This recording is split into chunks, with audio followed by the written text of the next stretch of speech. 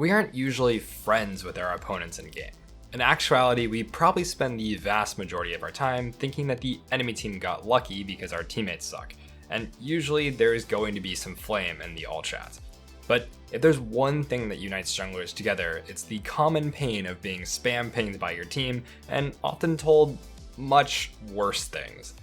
Honestly, it's kind of insane to me how every jungle main hasn't lost their mind yet, but maybe that's the secret. We already have. There's one more thing that unites junglers together, and it's something that keeps everyone in an elo much lower than they should be. So today, we're going to be learning this one thing that stops you from climbing, and we promise you that this will be the easiest change you can make if you want to start winning more games. And you know what else is the easiest way to start climbing the ladder? Joining our hyper improvement platform at skillcapped.com. We teach you what actually works in the ranks you're stuck in. Not only do we have over 280 high quality courses taught by Challenger experts that cover every role and skill you need to learn in order to rank up, but we also release 10 Smurf commentaries every week on our site where a Challenger player teaches you how to climb out of the exact rank you're stuck in. And if you want something more personal, then we've got you covered with coaching from our trained Challenger experts. If all of this wasn't enough, we're also backed up by a rank guarantee. If you don't significantly improve while actively using Skillcapped, then you get your money back, no questions asked. So what are you waiting for? Click the link in the description below and get the rank you've always wanted. Alright, so let's get into the guide. I rush a level 3 in this game on Graves and head bot. As I'm approaching, I ping, and unfortunately my bot lane rushes the play a bit, dying in the process. Even though I'm really fed now, I know my bot lane is still dealing with a Jinx with 2 kills. So I head back towards bot lane to keep the pressure up and pick up a kill on the enemy support. We narrowly miss a kill on Jinx because I didn't know that Kai'Sa had W still, and now I start to push the wave with a different idea. Because I could have gotten one more auto, I didn't think we'd have the damage regardless, but let's just dive it. Okay, I was talking really fast in the moment because I did feel rushed on this play. I know that Jinx is likely going to recall, but in doing so, she'll be a little bit behind Renata in tempo. We know that Jinx didn't start recalling, if she did at all, at least until now. If we look at death timers, Renata has 3 seconds left till she respawns. Jinx's recall will take 8 seconds, and Renata is going to have home guards for dying. So she will be alone in the lane for at least 7 or 8 seconds before Jinx gets back. Meaning we can punish extremely hard if we dive her in this time and then zone Jinx off the wave. This is where it's clear that Thresh just doesn't know what I'm going for because he pings me to stop pushing the wave, which I should be doing regardless, but I digress. And because we see Ivern on map mid, I know this is pretty much all but guaranteed. I get spam danger ping throughout this whole process, and because of it, eventually decide to leave. But I have some lingering doubts. Pretty sure we could just fight that, I'm not gonna lie, like the Ivern's really useless and I'm super strong. Because we didn't see eye to eye, he's now going to passive aggressively type to me in chat, but hey, I don't really expect people to get a play like this without voice comms, so let's just blame Riot.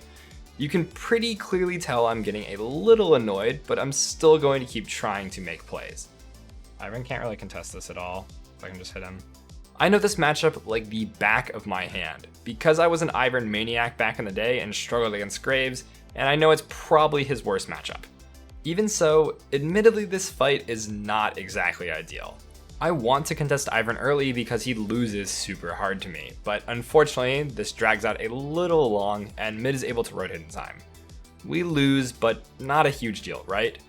Well, it wouldn't be, except it causes an absolute spiral from my teammates. They're just chain typing to each other and Thresh starts blaming me, and yeah, I'll admit that maybe the play was a bit greedy in hindsight, but this is all just a chain reaction from me getting emotional in response to things. I mean, just listen. Why would I want to play safe, man? We're all AD. You want to scale? Like, oh, my bad, sorry. Okay, I'll stand by my point here, that it doesn't make any sense for us to all be playing safe when we literally get outscaled in all lanes except for jungle. And we're all AD. Conceptually, that's just not how you want to play if you want to win a game. But the bigger issue I have with this is that all of this is completely avoidable. Let's look back at what I was focusing on when I was really making the decision to do that crab. My bad for 2 ganks, man. Sorry, won't do it again. Okay, so clearly I'm just thinking about what Thresh has been typing to me and not about what the actual best play for the game is, which, yeah, my bad. But I am just human, and everyone else in this game is too. we're going to get distracted by things and we can't control what our teammates are going to say. They're going to ping and type to you for absolutely no reason and just take their anger out. We can look forward in this game to see even more examples of this. We see Ivern ganking top, and because of this, I immediately want to punish the bot lane with a dive. There's no jungler here. Dude, I do not care. We're just gonna dive them.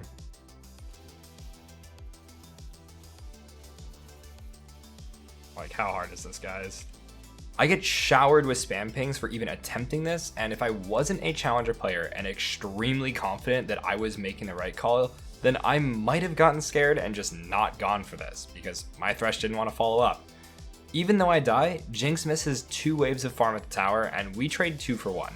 This is insanely positive no matter how you look at it, yet I'm going to get blamed for it. The guy is missing like a million waves every time. Like, it just doesn't, I don't know. It's just not equal. It's not equal at all. I should just move on with my life in these situations and not respond. I know for a fact that the play is good, and I waste time typing and talking about it to justify when I don't need to. And I should just be focusing on what to do next. But again, I'm only human. I do get a bit of time to regain my composure here, but it's going to be promptly interrupted by another person being upset with me just for existing. I get spam pinged for not staying mid apparently because Kalista thinks we can kill him, so I take time to type and then she just solos him anyway. Of course, this triggers more spam pings when she feels vindicated by results. What do you want me to do, just walk at him so he walks away? I don't know. It's actively incredibly dumb for me to stay mid in that situation. If Mal sees me under tower, he's very likely to just not stay in siege. And honestly, he should really just be backing up regardless. I can't predict that he's just going to run it down, so to say that I should have gone mid here because of results is ridiculous. Unfortunately, the results-based analysis here says that I am wrong, so I get typed at. And then later on, of course, I'm going to immediately get blamed for something that is, well, frankly, just not my fault. Mouse have R is the question.